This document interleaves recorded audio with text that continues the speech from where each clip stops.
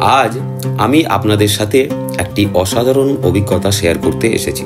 কালকে আমরা বেরিয়ে পড়েছিলাম কলকাতা থেকে বাইক নিয়ে লালগঞ্জের উদ্দেশ্যে, আর আজকের আমরা লালগঞ্জ থেকে সেই বাইক নিয়ে হেনরি আইল্যান্ডের পথে যাচ্ছি।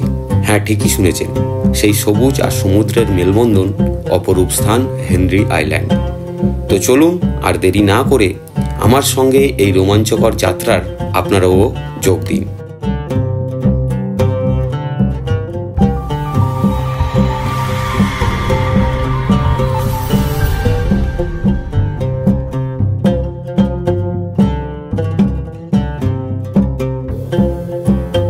লালগঞ্জ থেকে আমরা যাত্রা শুরু করেছিলাম একটি শান্ত সকালে।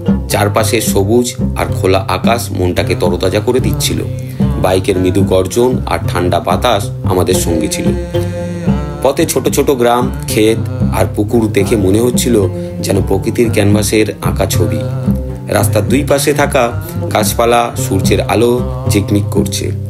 কিছুক্ষণের জন্য পথের ধারে দাঁড়িয়ে প্রকৃতির এই মনোরম দৃশ্য উপভোগ করলাম আমরা। আপনারা যারা প্রকৃতি ভালোবাসেন তাদের জন্য এই পথটা সত্যিই খুব শান্তির হবে।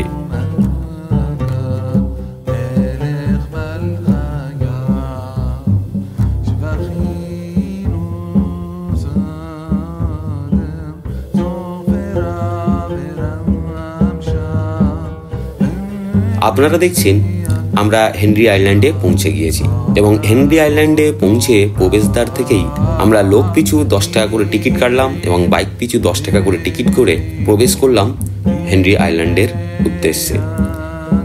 হেনরি আইল্যান্ডে প্রবেশ করতে আশেপাশে প্রচুর ঘরবাড়ি দেখতে পেলাম এবং সরু ঢালাই রাস্তা দিয়ে আমরা ম্যানগ্রোভ অরণ্য দেখতে দেখতে এগিয়ে চললাম।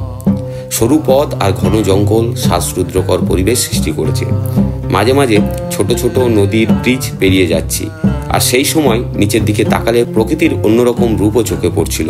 স্থানীয় মানুষজনের জীবনযাত্রা কাছ থেকে দেখার সুযোগও পেলাম। তাদের সরলতা ও আন্তরিকতায় আমরা মুগ্ধ হয়ে পড়লাম।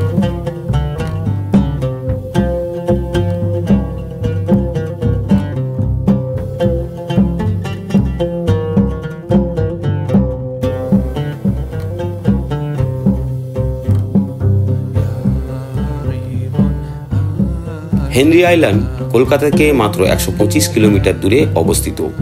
এটি সুন্দরবনের একটি অংশ হলেও এখানে কোনো বাঘের আনাগোনা নেই। এই দ্বীপের নাম দেওয়া হয়েছে একজন ইংরেজ সার্ভেয়ার হেনরি সাহেবের নামে। এক সময় এই দ্বীপে ছিল সম্পূর্ণ জনশূন্য, শুধু ম্যানগ্রোভ জঙ্গল আর বন্যপ্রাণীদের বশ। কিন্তু এখন এটি পর্যটকদের জন্য একটি জনপ্রিয় ঠিকানা। এখানে পৌঁছানোর জন্য আপনাকে যেতে হবে বকখালি। সেখান থেকে সামান্য দূরত্বে এই রহস্যময় দ্বীপে পৌঁছে যাবেন। এখানে কোনো জনবসতি নেই, শুধু কিছু সরকারি কটেজ এবং ওয়াচ টাওয়ার রয়েছে। এই দ্বীপের মূল আকর্ষণ হলো শান্ত নিরিবিলি পরিবেশ, যা শহরের কোলাহল থেকে অনেক দূরে।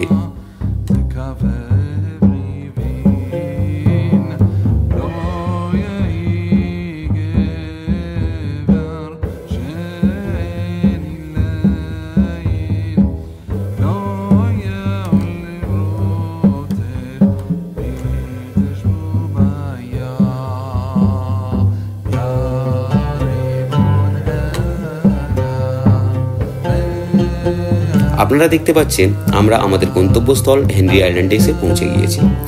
ভিতরে ঢুকে প্রথমে চোখে পড়ল দিগন্ত বিস্তৃত সবুজ, আর তারপরেই নীল সমুদ্র। সমুদ্রের হালকা ঢেউ আর পাখির কলরব এক শান্তির পরিবেশ তৈরি করেছে। এখানকার বাতাস এতটাই পরিষ্কার ও স্নিগ্ধ যে মনে হচ্ছিল পরিবেশ দূষণ থেকে অনেক দূরে একটি নতুন জগতে এসে পৌঁছে গিয়েছি আমরা সকলে।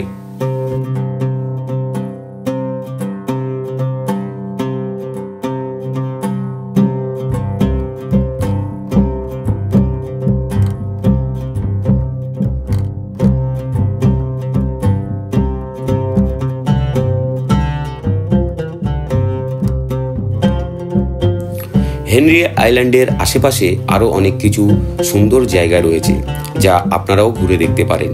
এখানকার স্থানীয় মন্দির বেশ পুরানো এবং তার স্থাপত্য শৈলী মুগ্ধ করার মতো। এছাড়াও কাছে একটি ছোট্ট বনানীও রয়েছে যেখানে বিভিন্ন ধরনের গাছপালা ও পাখি দেখতে পাওয়া যায়। আপনারা চাইলে এখানকার স্থানীয় বাজার থেকে কিছু জিনিসপত্র কিনে নিতে পারেন। এখানকার হস্তশিল্প ও স্থানীয় জিনিসগুলি বেশ আকর্ষণীয়।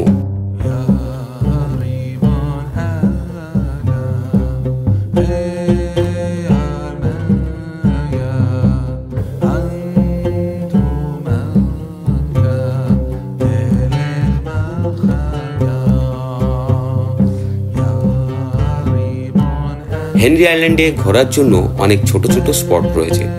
প্রথমে গেলাম এখানকার ওয়াচ টাওয়ারের উপরে উঠে চারপাশের যে দৃশ্য দেখলাম তা ভাষায় প্রকাশ করার মতো নয়। একদিকে সবুজ ম্যানগ্রোভ বন, অন্যদিকে বিশাল সমুদ্র, আর দূরে মাছ ধরার ছোট নৌকোগুলি লাইন দিয়ে সাজানো আছে। সব মিলিয়ে এক অসাধারণ প্যানোরামিক ভিউ। এরপর গেলাম এখানকার সমুদ্র সৈকতে।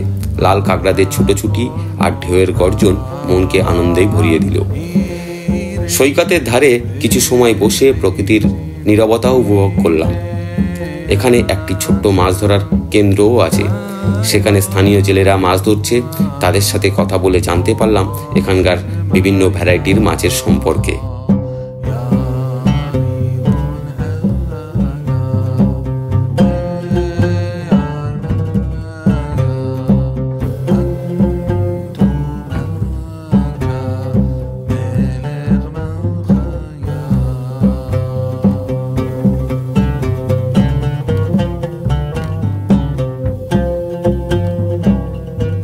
তো বন্ধুরা, এই ছিল আমাদের লালগঞ্জ থেকে হেনরি আইল্যান্ড পর্যন্ত বাইক ভ্রমণের অভিজ্ঞতা।